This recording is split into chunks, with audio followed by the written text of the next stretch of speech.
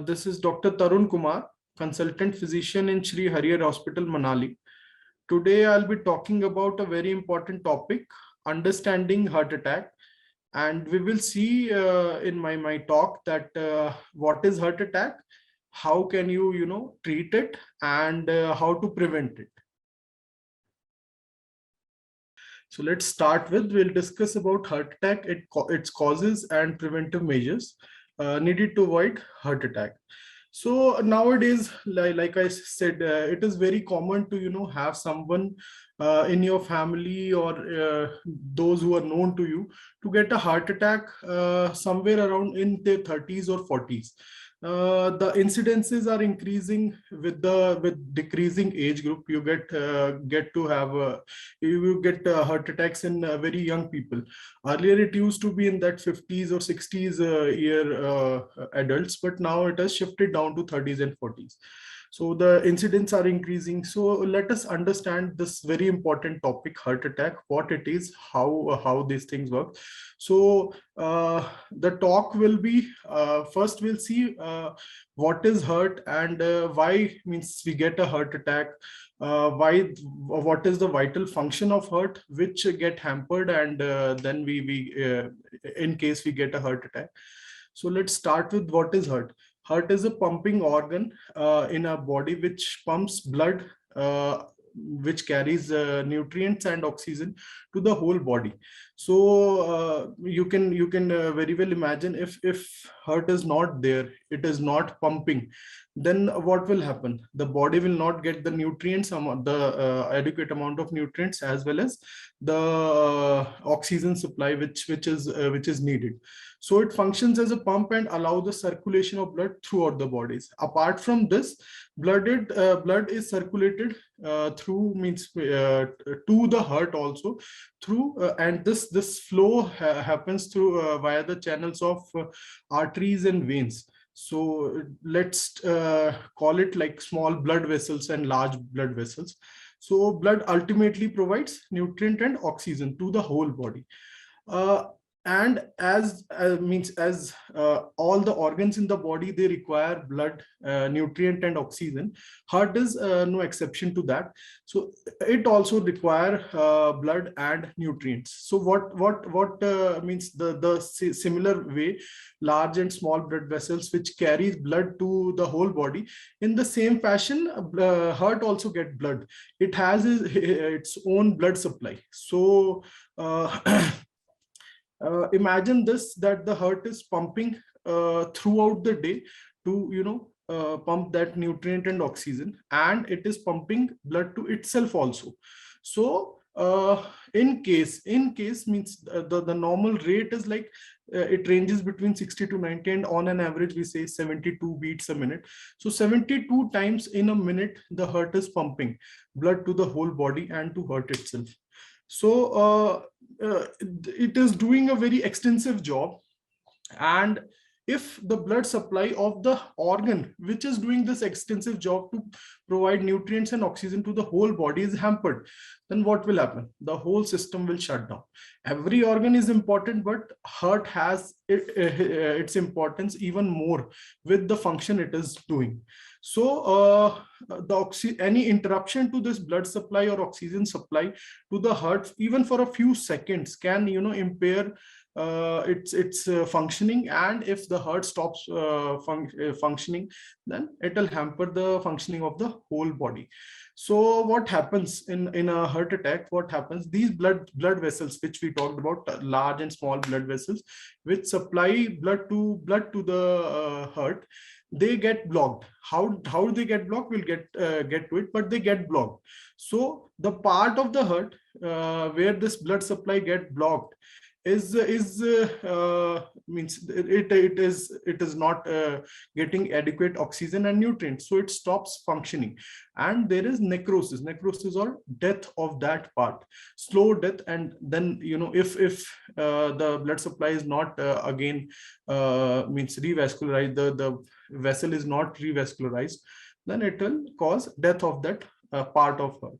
So the main reasons behind this, there are a lot of reasons, but like for a small discussion, let's say what everybody knows, that cholesterol is a main factor, and what drives this heart block is mainly hypertension. So these are the main two reasons which we get in at almost all the patients, that either they'll have hypertension or they'll have increased lipid level, increased cholesterol level, and that will result in heart attack. So what do I mean by hypertension? It is persistently high blood pressure, the pressure with which the blood is flowing through vessels, that is increased. So the blood is going with a very large pressure. So what it does is, it goes and hit the sides of the vessels and brushes it. So when it brushes it, it causes damage. The damage is not immediate, it will go on slowly for years, and on that brushed area, that area will be exposed, and the cholesterol will come and get deposited there. So when the cholesterol will come deposited, slowly it will, this is let's say this is the lumen. So cholesterol start depositing here. So because it means instead of this much lumen, our lumen size will remain this, because from both the ends or from one end or other, the cholesterol will start making a plaque. So the lumen will decrease, and as soon as the cholesterol completely block the lumen, then the blood supply is hampered and we get a heart attack. So this means it is a very simple, means it's looking like a very simple procedure, but it takes years to this to happen. So the main reason, hypertension, we should look after this. So anyone who is hypertensive, he should not just think that, yeah, blood, what will happen, blood is if blood pressure is a little high, it will not cause immediate problem, but it will end up in myocardial infarction in most of the cases. So how one will those means common man doesn't know how the heart attack will appear, or how it will feel to them. So it will be their first time, mostly it will be their first time. So what symptoms they'll get is like a very acute chest pain, very severe chest pain, which they had not had experience. If they don't have any experience, it will be like the most painful thing in their life that must have happened. Apart from that, there could be like they sometimes they only feel pressure in the chest, that something heavy has been put up on their chest. So that could also happen. Then sweating could be there. They will they can complain of numbness or squeezing or fullness in the chest. And there is a typical thing which usually happens in, like, not all of the MIs, but it depends on the area of the heart which is getting blocked, which is like discussing, that is over and above the scope of this discussion.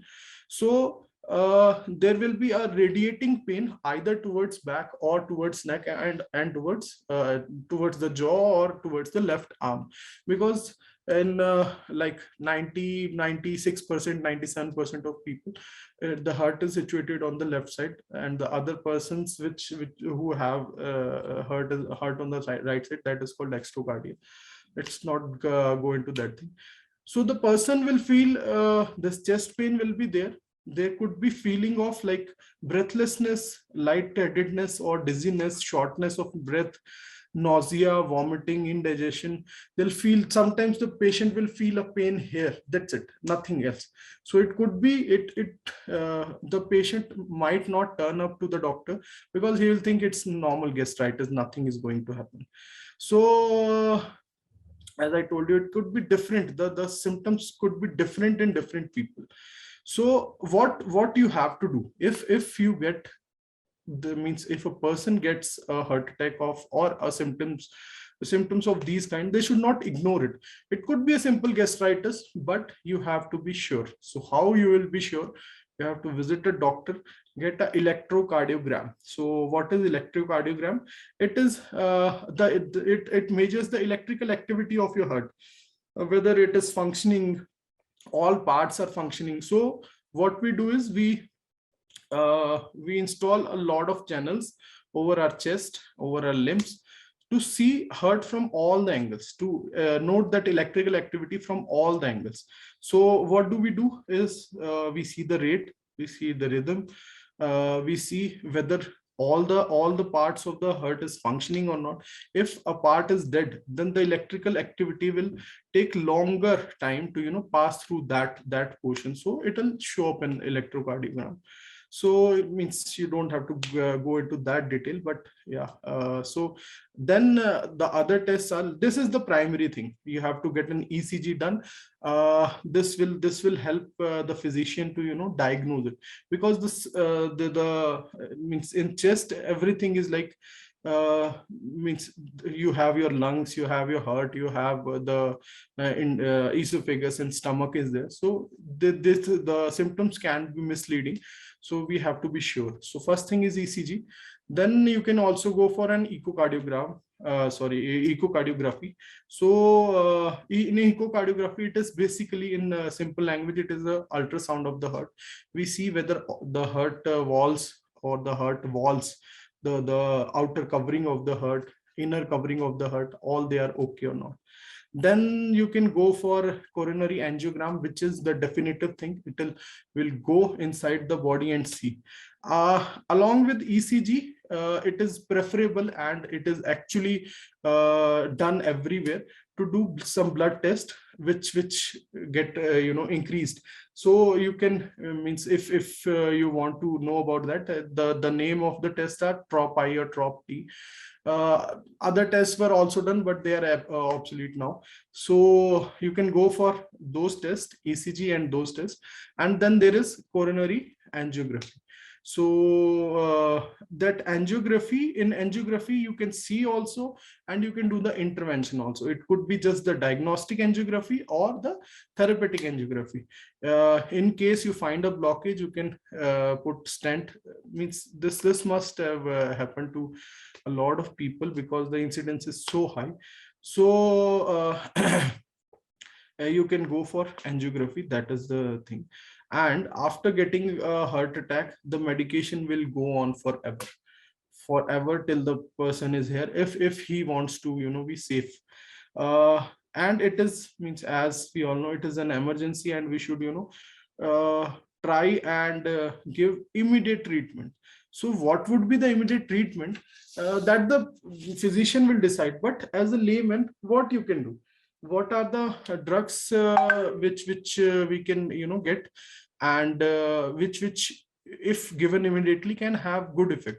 So the drugs which are used in peripheries, or given by like chemist directly to the patient if he is having a chest pain and it is looking like heart attack, to just save the life, are clot antiplatelet this thing drug. And if you get to a hospital, you can also get thrombolytic therapy. So in thrombolytic therapy, we give injections in which will go and dissolve that this thing, the clot. So means it is not always like true that if you give that medication, the plaque will dissolve.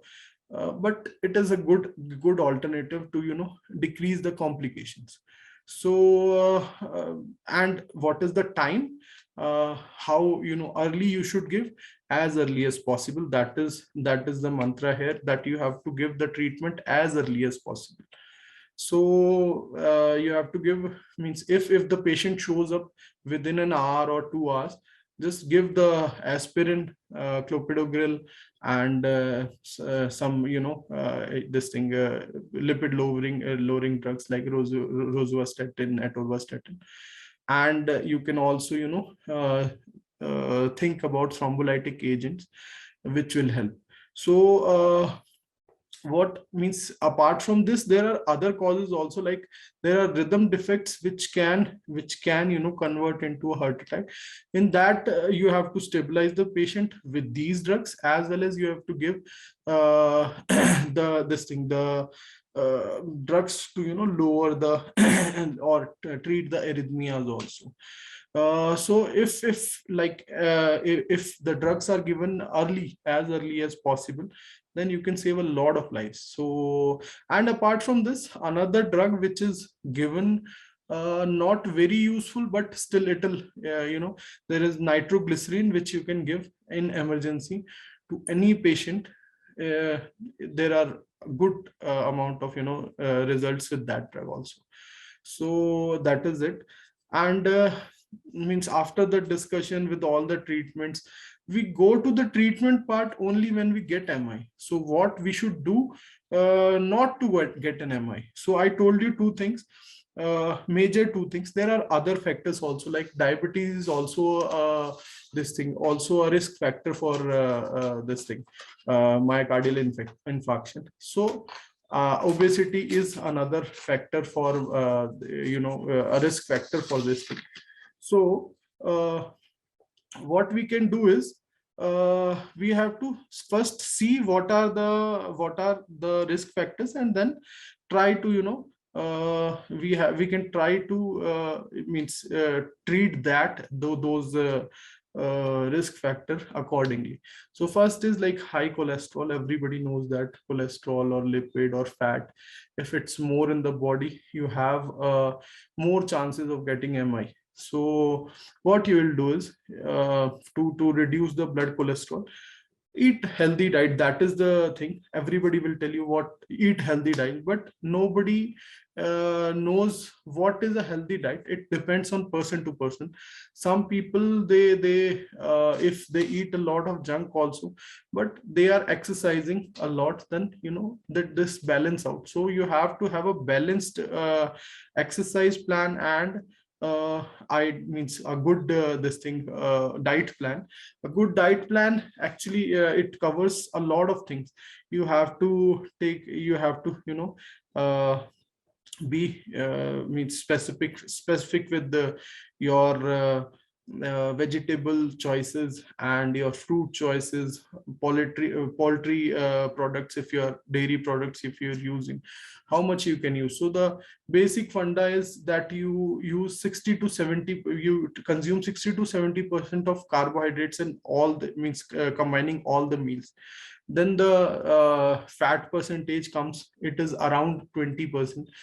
And then this protein intake is like 10 to 15%. So you have to balance that diet, that yeah, I will eat this much, and this should be the ratio in which I should balance my diet. Another thing is controlling blood pressure. If you know you have blood pressure, there are six things which you should make a habit of, to not ever get blood pressure. Means it can happen if you have a family history, but you will avoid it. A lot of things you will avoid if you follow this 6 point preventive strategy. So the first thing is salt intake. So you have to reduce the salt intake. A normal Indian diet has a salt intake in excess of 10 grams every day. So those who think that no, we don't add or we don't take excess salt, you're already taking it if you're taking a Indian diet. So you have to restrict it below 5 grams. That is the recommendation. And if you get hypertension, you have to reduce it even more. So recommended is 2.5 grams per day for the hypertensive people. That is one thing. Then you have to stop alcohol or smoking if you're doing that. Then tea and coffee are, or any beverage, hot beverages with caffeine, they will also they also have effect on your blood pressure. So lower that. If you can, then take, means not more than 2 cups a day of tea or coffee. Then fourth thing is your physical activity, how much physical activity you are doing. And the fifth thing is physical activity. The recommended thing is 30 minutes of brisk walk, or 15 minutes of rigorous exercise, or jogging or running every day, 5 days a week. That is the recommended thing. You can as per your this is the minimum thing that you have to do. As per your requirement, you can increase it. Coming to the fifth point for preventing hypertension, you can reduce the intake of this spicy food, fried food, semi-fried or like deep fried food. Like we see the French fries or in Indian scenario, mutter. These things should be avoided. Those who have hypertension. And the sixth and the last thing, okay, I means I sixth and the last thing, which is very important these days, is reducing your stress. So how you can do that? You have to reduce the stress by understanding that you are under stress. The first point is understanding that you are under stress, and then you can only, means if you identify the problem, then only you can do something about it. So that is the thing. So these six things: salt intake, reduce salt intake, then reduce your tea or coffee, omit your smoking and alcohol, and fourth thing is fried food or spicy food, deep fried food. Fifth thing is physical activity, and sixth thing is your this thing sorry stress level. So if you do all these things, there are a good chances that you'll not get hypertension. Only in cases where it is, you're getting it from your parents or it runs in the family, then you cannot be saved in that scenario. So I told you that physical activity is very important. You have to if like you have to see whether you are in that overweight category or like obese category or morbidly obese. In that case, you have to reduce your weight also. 10% reduction in of weight in 3 months, in first 3 months, 10% of what you are now is recommended. Not more than that. If you reduce your weight too quickly, then you will have other things also with that. So this was it. Let's just wrap things around and see. We discussed about myocardial infarction, heart attack, myocardial infarction. We saw that heart is a very vital organ. It pumps nutrient and oxygen to the whole body as well as to itself. So when there is a blockage in the vessel which supply blood to the heart itself, then we get the heart attack. The symptoms will be chest pain, lightheadedness, vomiting, nausea, difficulty breathing, and shooting chest pain. That is the main thing. And sweating, and in normal sense, ghabrat will be there. What you can do is you can rush to the hospital. That is the best thing. If no hospital is there, then you can try aspirin, high dose aspirin, 300 mg, high dose of clopidogrel, which is antiplatelet agent, and a high dose of the maximum dose of rosuvastatin or atorvastatin, 40 mg for rosuvastatin and 80 mg for atorvastatin. And you can also try nitroglycerin. In periphery, doctors are advised to look for thrombolytic activities, thrombolytic therapies. There are a lot of this thing, enoxaparin and retiplas, LTIP options are available. These will be life-saving and as soon as possible. And you have to follow a healthy lifestyle, lower down your cholesterol, exercise regularly, and check your blood pressure whether it is on the higher side. So that I wrap up this. Thank you for listening. Thank you very much.